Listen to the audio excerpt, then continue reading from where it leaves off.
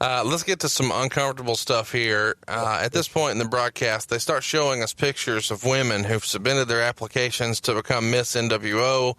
And I think my wife may have submitted her application to become Miss NWO.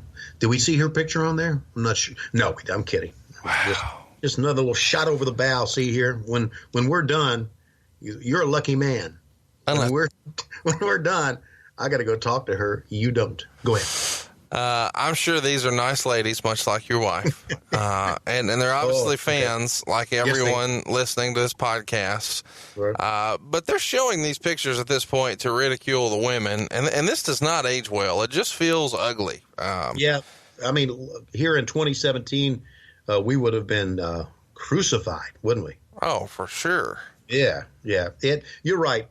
To the point to where I really thought when I saw those, happening that time, I don't know who picked them out, and I don't know who decided to shoot those. I thought they were gimmicks at that time, but I guess they weren't. As we go along, we found out they really weren't. So yeah, that was really, well, that was creepy. Yeah. That was like an old fuck just slobbering over looking at Deborah McMichael. Something like that. Yes. In the segment, they introduce us to Jeff Katz, who Meltzer would refer to as Bischoff's, quote, teenage protege. Yeah, okay. I believe this was Jeff's first and last appearance. What was Jeff's role in the company? Why was he selected to do this? And what did Meltzer mean with that nickname, Bischoff's teenage protege? Well, he was young. That was why it was the teenage moniker on that. Katz, if I recall, worked in radio in Detroit, and I'm trying to think if it was Zane Bresloff listened to him and said, this kid is really talented. He got to know Eric. Eric wanted to use him. And we used Katz, I think, with the 900 number and some, I don't know how active we were and anyone was back then in web-based stuff. But he was a pretty talented kid. And I think he's gone on now to work in Hollywood a little bit since then. You can look that up. I think he tried to do some wrestling in Hollywood. So I thought, just an opinion here on what he did, I thought he did as well as he could in that situation where he would ask women questions that they were not prepared to answer, that they didn't know what were coming. And we were going to have these girls ad-lib these answers. It ended up being really, really bad. I thought he reacted to some of those quite well. I thought he was a pretty talented little kid. I thought he was a pretty talented teenage protege. Yeah, there you go. Thank you. I'm going to get it right. By the way, to add to that, I do need to say, for all those so-called wrestling journalists out there, and you know who you are, I really appreciate some of you. I really appreciate a lot of you and nice things you've said.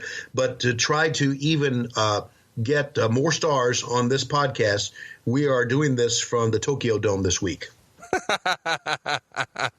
We're looking for 6 stars this week. Yes, we are. Jeff would ask some women who were there on site what they would do with a big sexy man like Kevin Nash, or what they would do to be in Hulk Hogan's next movie. This is just weird kind of sexual overtoned stuff that's not even scripted. Who booked this shit?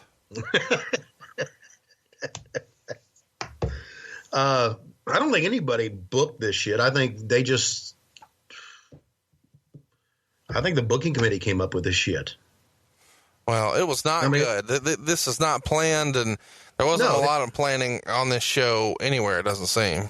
Yeah, there's no question. I mean, it drugged the show down.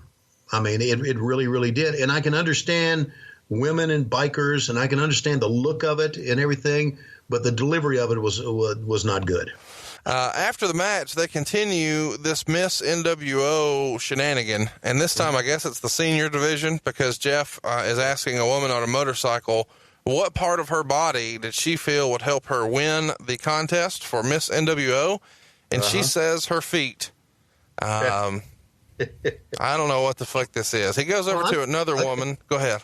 It's once again, it's not preparation. Right. You know, any chance Vince allows this to be not prepped like this? It feels like Vince would have micromanaged the shit out of this. Yeah, there's no question he would have. And there's a lot to be said about being a micromanager. And I've worked for people who have been micromanagers, and they're pains in the asses. But then when you come to a show like this, there's no question that you need a micromanager. When you got something going on like this, obviously, that was a girl not expecting that question, not knowing what to say. I mean, we all know what we wanted her to say, right? Sure. Yeah, but she combated with her feet.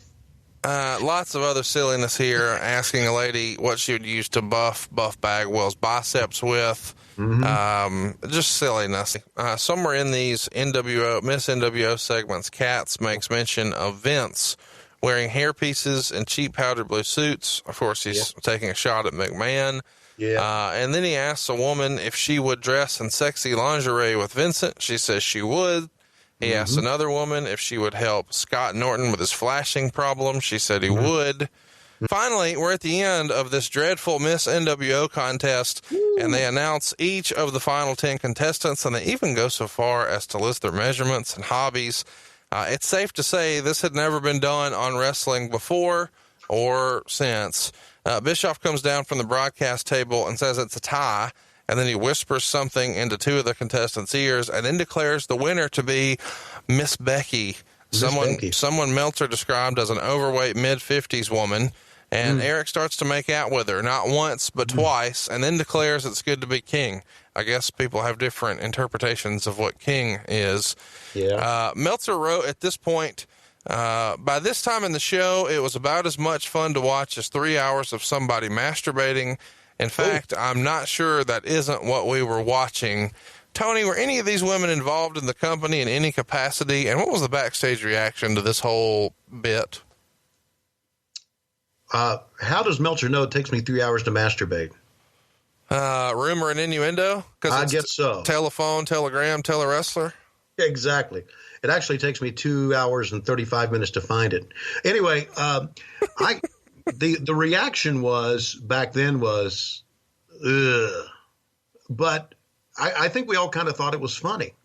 I think there was, wrongly so. I think there was a thing, an underlying thing about, I don't know, biker chicks and heavyset biker chicks, and that's who we're trying to cater impress. You know, we probably at the time, and I'm just guessing here, we probably at the time all went, "Oh, this fucking sucks." And then when Eric walked in back, we all went, "Hey, great job, boss! Hey, super, you did it." So, I don't know. She just comfortable admitting you're a kiss ass. Yeah, I sure was at times. Yes, I was.